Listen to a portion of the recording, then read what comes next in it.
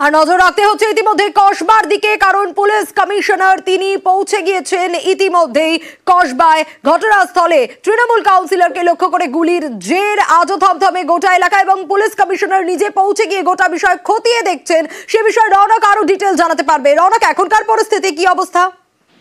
একেবারেই police commissioner Manoj Verma নিজে এসেছিল এবং ডিসি এসএসজির কাছ থেকে যে ক্লোজ সার্কিট ক্যামেরা ফুটেজ, সেই ফুটেজ খতিয়ে দেখা হচ্ছিল। কারণ গতকাল যে দুজনের ছবি সামনে এসে তার মধ্যে ইতিমধ্যে একজনকে গ্রেফতার করা হয়েছে, কিন্তু স্কুটির চালক তাকে কিন্তু এখনো গ্রেফতার করা হয়নি। সেই বিষয়ে কিন্তু এখনো কলকাতা পুলিশের তরফ থেকে তদন্ত করা হচ্ছে, এবং সিপি নিজে যেটা জানালেন যে এই ঘটনার সঙ্গে আরো যারা যুক্ত রয়েছে তাদের মধ্যে ইতিমধ্যে আরো একজনকে গ্রেফতার করা হয়েছে, এবং এর পেছনে কারা যোগ রয়েছে পুরো বিষয়টি কিন্তু কলকাতা পুলিশের যে টিম এবং এআরএস অর্থাৎ অ্যান্টি রাউডি সেল তারাও কিন্তু খতিয়ে দেখছে। কিন্তু গতকাল এই ধরনের ঘটনা এরকম একটি রেসিডেন্সিয়াল এলাকায় এবং কাউন্সিলরের ওপর যে খুন করার যে চেষ্টা, সেই বিষয়ে কিন্তু এখানকার এলাকাবাসীরা আতঙ্ক রয়েছে। এই কারণেই সকাল থেকেই এখানে কিন্তু একবারে উচ্চপদস্থ আধিকারিকরা তারাও এসেছিলেন লালবাজারের, এবং গোটা অঞ্চলের যে কটি ক্লোজ সার্কিট ক্যামেরা রয়েছে সেই ক্লোজ সার্কিট ক্যামেরা ফুটেজ খতিয়ে দেখা হচ্ছে। শহর কলকাতা এইরকম ভাবে খুন করার চেষ্টা, গুলি করার চেষ্টা এবং একজন জনপ্রতিনিধিকে, তা কিন্তু একেবারে চাঞ্চল্য ছড়িয়েছে।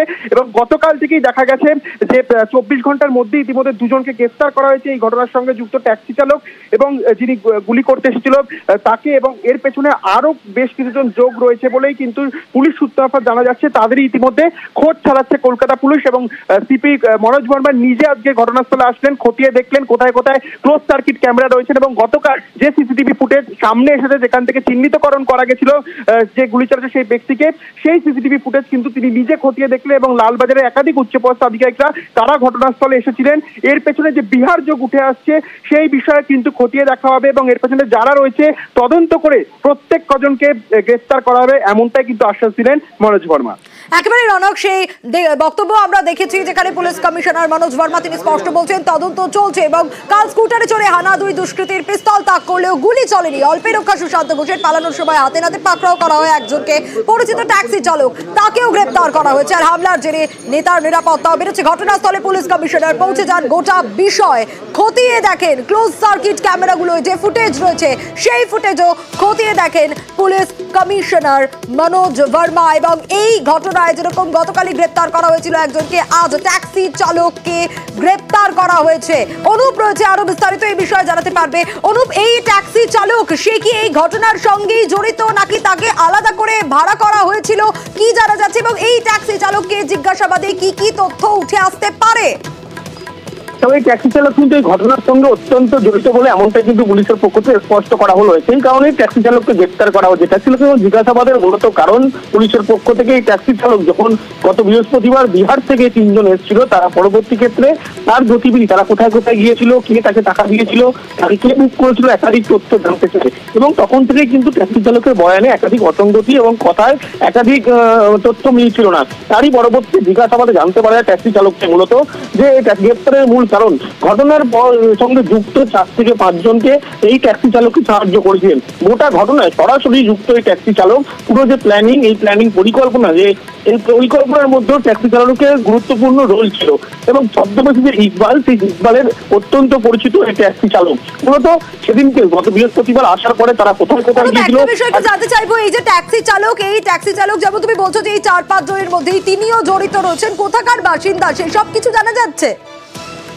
এখনো পুলিশের পক্ষ থেকে শুধুমাত্র গ্রেপ্তার এমনটাই বলা হচ্ছে, কিন্তু আলোতে তিনি কোথাকার বাসিন্দা এই বিষয়গুলো কিন্তু একেবারে এখনো পর্যন্ত সামনে আনি তার। কারণ পুলিশে কিন্তু ইতিমধ্যে 5 জনকে যে চিহ্নিত করতে পেরেছে, আরো পুলিশের পক্ষ থেকে ধরপাকড় হবে, সেই কারণেই কিন্তু নাম এখনো পর্যন্ত প্রকাশ্যে আনেনি। তবে কিছুক্ষণের মধ্যেই প্রকাশ্যে আনবে এমনটাই কিন্তু স্পষ্ট করা হয়েছে। কারণ ট্যাক্সি চালককে যখন জিজ্ঞাসাবাদ করা হয়, সেই জিজ্ঞাসাবাদে মূলত কোথায় কোথায় তারা গিয়েছিল জানতে পেরেছে।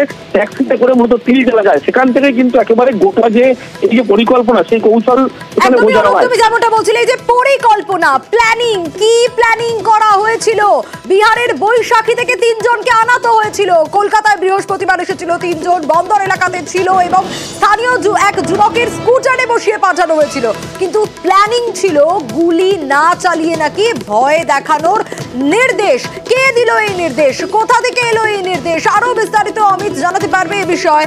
অমিত, তদন্তকারী আধিকারিকদের এটাই ভাবাচ্ছে যে কার নির্দেশে এই যুবক সেখানে গেলেন, এবং তিনি যেটা পুলিশের কাছে দাবি করেছেন যে তাকে গুলি চালাতে হবে না, শুধুমাত্র ভয় দেখাতে হবে এবং বাকি কাজ কারা করবেন? তারা বলতে এখানে যারা বৈশালী থেকে 3 যুবককে নিয়ে এসেছিলেন, অর্থাৎ সুশান্ত ঘোষের উপর যে হামলা হবে সেটা একটা পরিকল্পনা কিন্তু আগে থেকে করা হচ্ছিল। তো সেই পরিকল্পনা থেকে বৈশালী থেকে 3 জনকে হায়ার করে নিয়ে আসা, তাদের সুপারিশ দিয়ে তাদেরকে নিয়ে আসা এবং তাদেরকে ব্যবহার করা। সেক্ষেত্রে যুবরাজ কুমার বলে যে ছেলেটিকে গ্রেপ্তার করা হয়েছে পুলিশের তরফে, তাকে রাতভর তাকে ঘেরা করা হয়েছে।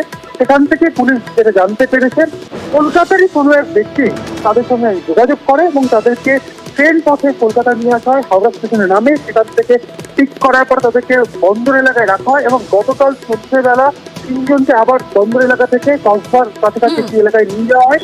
সেখান থেকে বাকি পরিকল্পনাটা কিন্তু এক্সিকিউটিভ করা হচ্ছিল। সেক্ষেত্রে কার নির্দেশে ভয় দেখাতে এই যুবরাজকে ছিল? যুবরাজকে অ্যাডভান্স হিসেবে 2500 টাকা দেওয়া হয়েছিল, বাকি টাকা পরে দেওয়া হবে।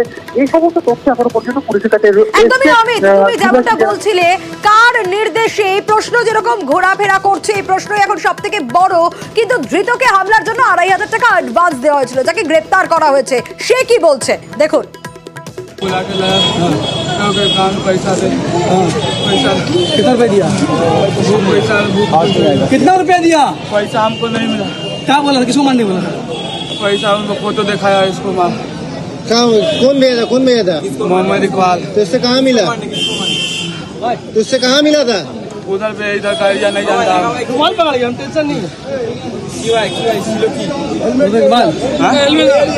ये किसको गोली चलाना है? किसको गोली चलाना है? मोहम्मद इकबाल दे, किसको मारना है? किसको मारना है? फोटो में मारना है। बोल कर तेरा किसको मारना है तो बोल। किसको मारना है? पहले फोन में फोटो दिखा था, कौन देखो फोटो में जाओ दिखा। पता का चला था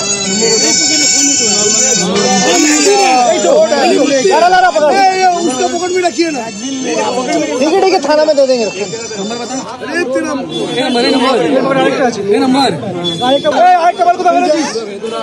আরেকটা মাল কোথায় ফেলেছিস? মাল স্থানীয় হাতে পাকড়াও এই অভিযুক্ত, সে নাম করছে মোহাম্মদ ইকবালের। এই মোহাম্মদ ইকবাল কি আদৌ রয়েছে? কে এই মোহাম্মদ ইকবাল? অমিত রয়েছে আমার সঙ্গে, আরো ডিটেল জানাতে পারবে। অমিত, বারবার এই অভিযুক্ত মোহাম্মদ ইকবালের নাম করছিলেন, কে এই মোহাম্মদ ইকবাল? আদৌ কি এই ব্যক্তির কোনো অস্তিত্ব আছে?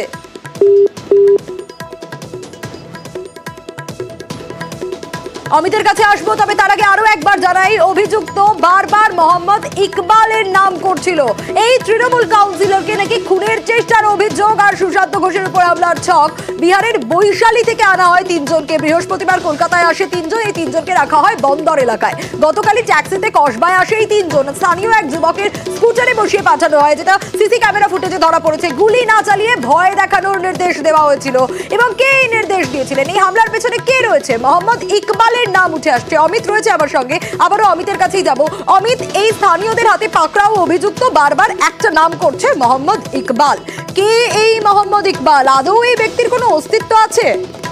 দেখো, মোহাম্মদ ইকবালের নাম প্রাথমিকভাবে সে ধরা পড়ার পর করেছিল। পুলিশের হাতে যখন তাকে তুলে দেওয়া হয়, পুলিশ কসবা থানায় নিয়ে গিয়ে তাকে যখন জেরা করছে, পুলিশের কাছেও সে বারবার প্রথমে ইকবালের নাম বলেছিল, এমনটা কিন্তু পুলিশ সূত্রে দাবি করা হচ্ছে।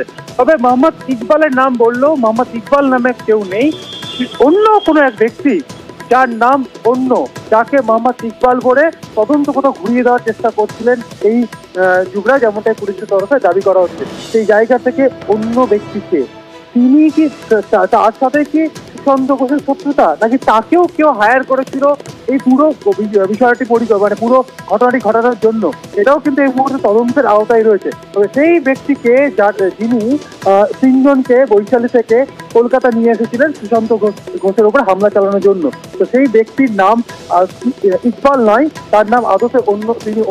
তার নাম অন্য, কিন্তু কোথাও গিয়ে তদন্ত ঘুরিয়ে দেওয়া বা পুলিশকে চকমা দেওয়া বা যারা তাকে ধরে ফেলেছিল তাদেরকে কোথাও গিয়ে ভুল নাম দিয়ে মোড় কোথাও ঘোরানোর চেষ্টা করা হচ্ছিল বলে কিন্তু মনে করছে পুলিশ। সেই জায়গা থেকে ওই ব্যক্তির কিন্তু সন্ধান চালানো হচ্ছে পুলিশের তরফে। বেশ অমিত, একেবারে পুলিশি তদন্ত চলছে এবং আজ কিছুক্ষণ আগেই পুলিশ কমিশনার মনোজ ভার্মা তিনি পৌঁছে গেছিলেন ঘটনাস্থলে। ক্লোজ সার্কিট ক্যামেরাগুলো রয়েছে, সেখানে কি ফুটেজ রয়েছে খতিয়ে দেখছিলেন পুরো বিষয়টা, এবং সেই সময়কার ছবিটা দেখাচ্ছি। এবং তিনি বেরোনোর সময় স্পষ্ট বলেছেন, গোটা বিষয়ে তদন্ত চলছে, এই মুহূর্তে কোনো কিছু বলা সম্ভব নয়। দেখুন, এখনো অবধি দুজন ধরা পড়েছে and further action is being taken. কিন্তু একের পর এক ঘটনা ঘটছে। We are taking action. একজন যে ধরা পড়েছে, যে যার হাতে ওয়েপন ছিল, সে বৈশালীর একজন আছে, আমরা অ্যাড্রেস পেয়েছি। বাকি আরেকজন খুব রিসেন্টলি ধরা হয়েছে, ওর ডিটেলস আমি এই মুহূর্তে শেয়ার করছি না, পরে আমরা বলবো।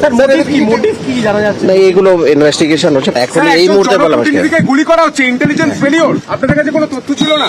এইগুলো সবকিছু দেখা হচ্ছে।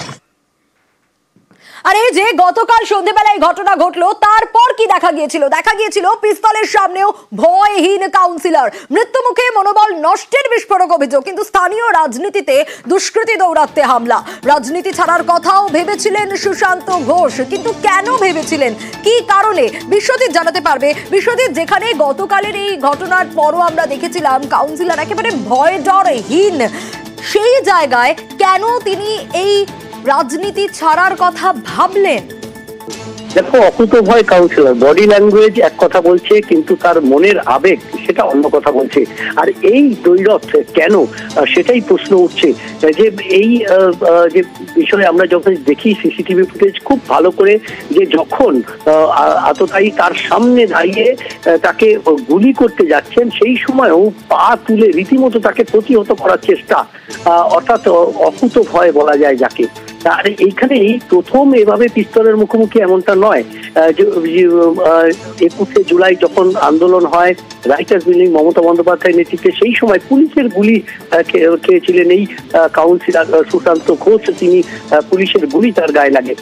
তারপরেও ঠিক করোনার আগে তপসিয়াতে একটি অগ্নিকাণ্ডের ঘটনা, সেখানে গিয়ে দুষ্কৃতীদের পিস্তলের মুখোমুখি হতে ছিল তাকে। অর্থাৎ বারবার পিস্তলের মুখোমুখি হয়েছেন, কিন্তু অকুতোভয় সেই কাউন্সিলর হঠাৎ করে কেন তিনি বললেন যে আমি এনাফ ইজ এনাফ, রাজনীতি থেকে তিনি অবসর নেবেন? আসলে তার মনের আঘাত লেগেছে। আর এখানেই একটা প্রশ্ন উঠছে যে স্থানীয় যে রাজনীতি, সেই রাজনীতির সঙ্গে কোথাও কি দুষ্কৃতি যোগ রয়েছে? সুশান্ত ঘোষ নিজেই স্পষ্ট করেছেন যে স্থানীয় ওই বিহারের যারা দুষ্কৃতি, তারা কেন আসবেন এখানে? নিশ্চয়ই স্থানীয় রাজনৈতিক যোগ রয়েছে এই বিহারের দুষ্কৃতীদের সঙ্গে। আর সেখানেই তার মনে আঘাত লেগেছে। 107 নম্বর ওয়ার্ড তিনি নিজে হাতে করে করেছেন, সেখানেই তার নিজের বাড়ির নিচে বসে এভাবে তাকে দুষ্কৃতির সামনাসামনি করতে হবে, এবং গুলি, তার উপরে গুলি মাঠে একেবারে সামনাসামনি চলে আসবে দুষ্কৃতি, এটা ভাবতেই পারছেন না। আর সেখানেই তার আঘাত লেগেছে। আঘাত তার শরীরে নয়, মনে, আবেগে, এবং সেখানেই মনোবলে চির ধরেছিল সাময়িকভাবে। যদিও উচ্চ নেতৃত্ব যেমন অভিষেক বন্দ্যোপাধ্যায় ফোন এসছে, সশরীরে মালা রায় উপস্থিত হয়েছিলেন, এবং ফিরহাদ হাকিম মেয়র তিনিও খোঁজ নিয়েছেন, কাউন্সিলরের সঙ্গে কথা বলেছেন। আর তাতেই কার্যত তিনি স্থির চির ধরেছিল মনে, ভেবেছিলেন রাজনীতি ছেড়ে দেবেন, কিন্তু সামলে নিয়েছেন অভিষেক বন্দ্যোপাধ্যায় ফোন করার পর। ঘটনার আকস্মিকতা প্রাথমিকভাবে কি মনে হয়েছিল যে এই রাজনীতি আনবে? মনে হয়েছিল, একবারের জন্য মনে হয়েছিল। আসলে নিজের পাড়ায়, নিজের তৈরি করা জায়গায়, নিজের বাড়ির তলায় এরমভাবে আক্রমণের সম্মুখীন হতে হবে এটা ভাবতে পারিনি। কিন্তু পরে বাড়ির সঙ্গে আলোচনা করলাম, আলোচনা করে দেখলাম যে এই ঘটনা যদি আমরা পিছিয়ে যাই, তাহলে সেই সমস্ত শক্তিকে উৎসাহ দেওয়া হবে যারা চায় না যে আমাদের মতো লোকরা রাজনীতিতে থাকবো, তৃণমূল কংগ্রেসে থাকবো, থেকে এর বিরুদ্ধে লড়াই করব।